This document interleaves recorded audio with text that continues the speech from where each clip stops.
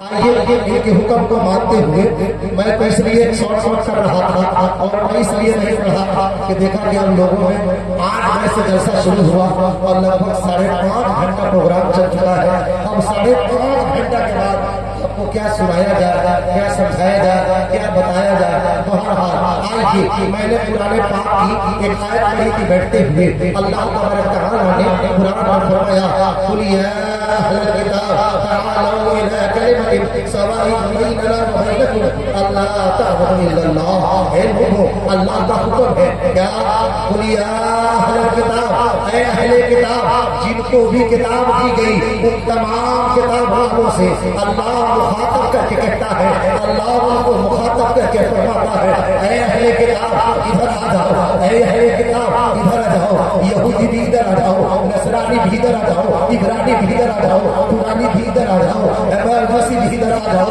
क्या है मुशरिक भी इधर आ जाओ, अरे काफिर भी इधर आ जाओ, बुत परस्तों भी इधर आ जाओ, आग परस्तों भी इधर आ जाओ, सूरज परस्तों भी इधर आ जाओ, चांद परस्तों भी इधर आ जाओ, अग्नि देव को देव मानने वाली इधर भी आ जाओ। किधर कुल या अहलल किताब तआलू इला कलिमतिन सवाइन बैनना व बैनकुम, ऐसे कलमे की तरफ आइए, ऐसे सेंटेंस की तरफ आइए, ऐसे जुमले की तरफ आइए, ऐसे पैगाम की तरफ आइए। ये पैगाम हजरत आदम अला नबीना अलैहिस्सलातु वस्सलाम से लेकर आखिर ज़मां खातिमुन नबी सय्यदुल मुरसलीन शफीउल नबी रहमतुल लिल आलमीन जनाब नबी पाक सल्लल्लाहु अलैहि वसल्लम तक जितने अंबिया, जितने रसूल, जितने पैगाम आए, जितने ऋषि आए, जितने नबी आए, जितने अवतार और अवतरित हुए, वो सबका पैगाम क्या था, सबका संदेश क्या था, सबने क्या पैगाम लेकर आया था, इस इंसान को क्या पैगाम दिया था, उस पैगाम को सुनिए, समझिए, उस पर अमल कीजिए। हज़रत आदम अलैहिस्सलातु वस्सलाम हम और आप सुनते हैं और बयान सुनते हैं कि 1.25 लाख अंबिया अलैहिस्सलातु वस्सलाम आए, लेकिन 1.25 लाख अंबिया अलैहिस्सलातु वस्सलाम में सिर्फ 26 ऐसे अंबिया अलैहिस्सलातु वस्सलाम के नाम है, 26 ऐसे रसूल हैं, 26 ऐसे पैगंबर हैं जिनका तज़किरा कुरान पाक में मौजूद है। माँ बाकी अब मेरे दोस्तों, आप दीगर अंबिया अलैहिस्सलातु वस्सलाम के तज़किरे, दीगर अंबिया अलैहिस्सलातु वस्सलाम के आप नाम ढूंढेंगे तो 26 से ज्यादा आप अंबिया का नाम, रसूलों का नाम, अवतारों का नाम, ऋषियों का नाम, आप प्रोफेटों का नाम आप न सुनेंगे न पढ़ेंगे। इसलिए 1.25 लाख अंबिया अलैहिस्सलातु वस्सलाम जो आए, उन 1.25 लाख अंबिया अलैहिस्सलातु वस्सलाम में सबसे पहला मंत्र जो मेरे दोस्तों मैंने पढ़ा बैठते हुए, पढ़ो वेद का मैंने एक मंत्र पढ़ा था, एको जगदीश्वरा एको जगद्गुरु सर्वअवतार सत्य सर्वधर्म सत्य समता सत्मरं पराभिला, एको जगदीश्वरा एको जगद्गुरु सर्वअवतार सत्य सर्वधर्म सत्य समता सत्मरं पराभिला। ये बड़े वेद का मंत्र है, पढ़िए। इस बड़े वेद के मंत्र में ये पैगाम दिया जा रहा है क्या एको जगदीश्वरा एको जगत गुरु, ये तमाम दुनिया को बनाने वाला, इन तमाम सृष्टि को जो रचनाकार है, इन तमाम सृष्टि को जो बनाने वाला है, इन तमाम सृष्टि का जो नैया के खेवनहार है, हम सबों की जो जिंदगी के पार लगाने वाला है, कौन है? वो एक खुदा है, एक गॉड है, एक मालिक है, एक भगवान है। आप बैठे हैं इंशाअल्लाह, आपको वेद से एक सिलसिले में आप तमाम पुराणों के जरिए से आपको मैं बताता चलूंगा इंशाअल्लाह। वक्त नहीं रहा इसलिए मैंने नहीं बताया। हमारा उसका तर्जुमा सुन लीजिए। एको जगदीश्वरा, एक खुदा है, एक मालिक है, एक पालनहार है, तमाम ब्रह्मांड को जो रचा है, जो पूरे ब्रह्मांड को बनाने वाला जो ब्रह्मा है वह एक है। तो वो है एक खुदा पर ईमान लाइए, एक खुदा के सामने सर झुकाइए, एक खुदा के नाम पूजिए, एक खुदा के सामने सर को टिका टेकिए, एक खुदा के सामने अपने पेशाने को झुलाया कीजिए। आगे क्या लिखा? एको जगदीश्वरा एको जगद्गुरु, तमाम जहान का खुदा एक है और पूरे जहान का जो आखिरी नबी है, अंतिम महर्षि है, कल की अवतार है, लास्ट मसीदर गॉड बाय द गॉड है, आखिरी जो अंतिम आप ऋषि और मुनि है, आप लास्ट मसीदर है, लास्ट अनफिट है, वो एक है, वो जनाब नबी पाक सल्लल्लाहु अलैहि वसल्लम है। मोहम्मद सल्लल्लाहु अलैहि वसल्लम सिर्फ मुसलमानों के नबी नहीं है, हिंदुओं के भी नबी है, यहूदियों के भी नबी है, नसरानियों के भी नबी है, मजूसियों के भी नबी है, कबीरवंतियों के भी नबी है, निरंकारियों के भी नबी है। हमारे नबी, अरे नचल के कहिए सबके नबी, अरे कहिए न सुभान अल्लाह। हमने बांट लिया कि हम फकत मोहम्मद वाले हैं। मैं तो कहता हूँ कि मोहम्मद सिर्फ मुसलमानों के नहीं है, बल्कि मोहम्मद सारे इंसानों के लिए है। इसीलिए अल्लाह ने अपने आप को रब्बुल आलमीन कहा, तो अपने महबूब को रहमतुल लिल आलमीन कहा।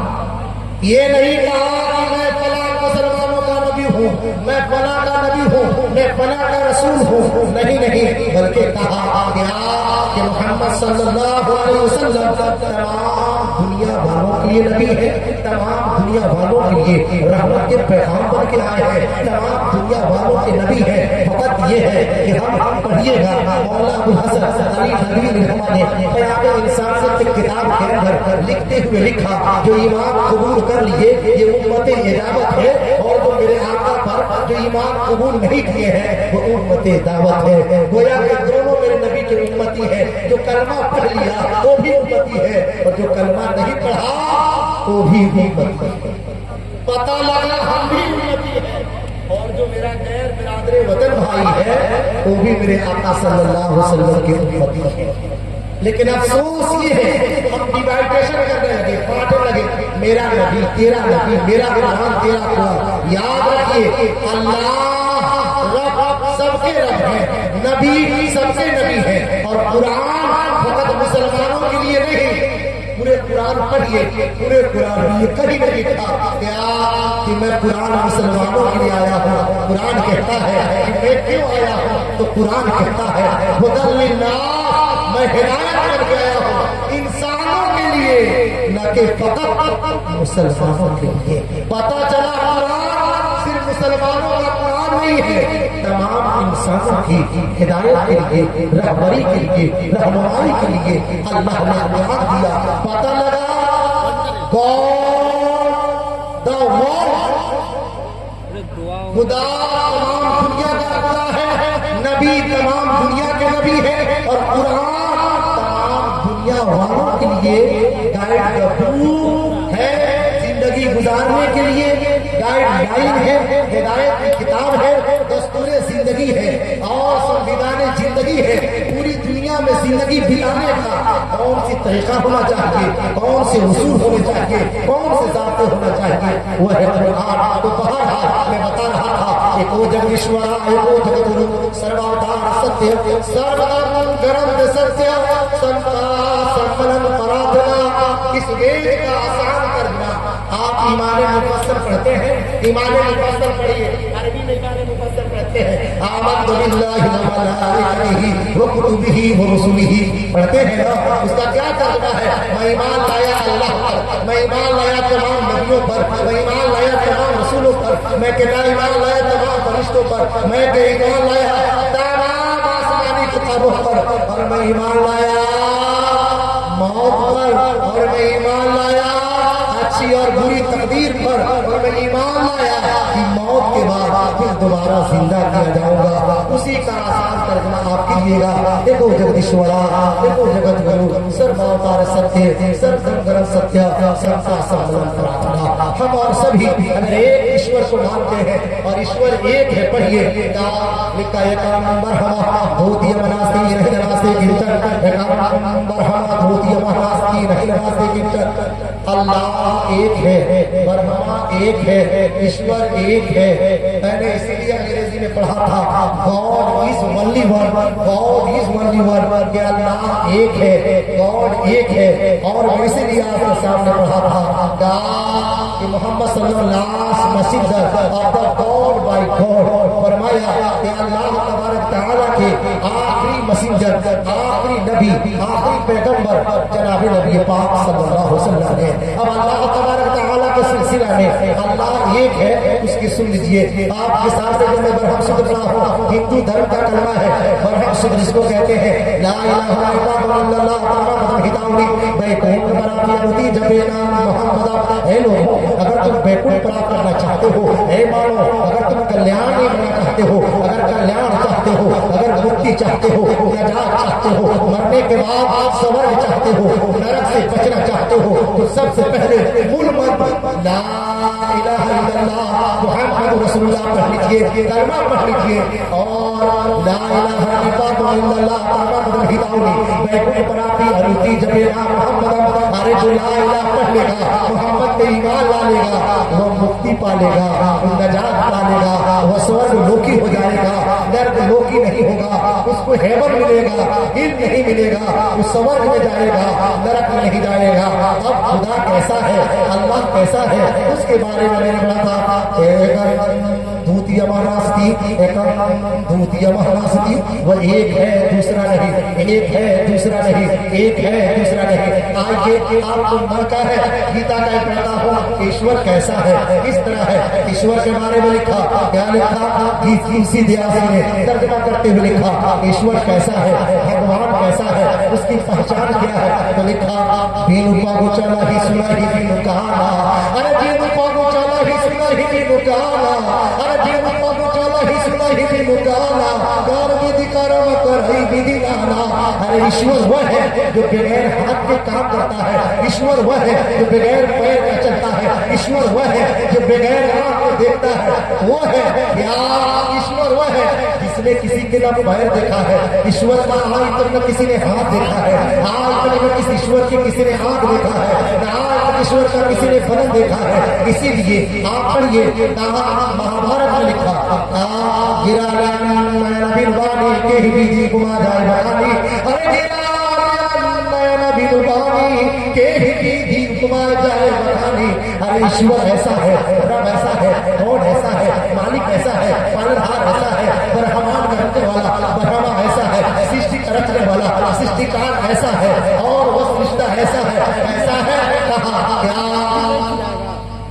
निराबानी के ही विधि घुमा जाए बखानी। गिरा नए नए समझते हैं ना, ये तो आप पहले समझते होंगे। आजकल तो लड़के गा रहे हैं नैना से नैना मिलल बात आगे बढ़ा, समझ रहे हैं ना, नैन किसका होता है।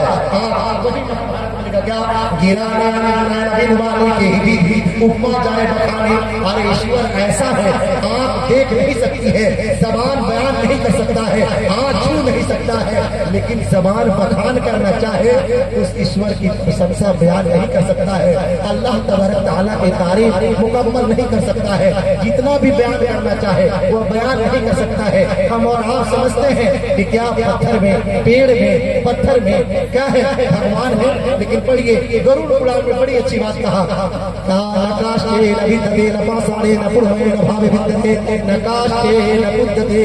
क्या फरमाया, भगवान न किसी काठ में रहता है, न किसी पुआल में रहता है, न किसी पेड़ में रहता है। क्या कहा, नकाशे न विद्यते न पाषाणे न पुरमे न भावे ही विद्यते। ईश्वर वह है जहाँ ध्यान लगाइएगा वही खुदा को पाइएगा, मनो पेड़ में है, न वृक्ष में है, न दुनिया के किसी चीज में है। इसलिए हम और एक गॉड को माने, एक गॉड के सामने सर झुकाएं, एक गॉड की विनती करें, प्रार्थना करें, और एक गॉड के सिलसिले में बहुत सारे अभी श्लोक और मंत्र हैं, बहुत सारे आपको सेंटेंस हैं। और मोहम्मद सल्लल्लाहु अलैहि वसल्लम के सिलसिले में, अंतिम महर्षि के सिलसिले में 125-150 श्लोक अल्लाह के करम है कि मोहम्मद सल्लल्लाहु के बारे में मुझे याद है।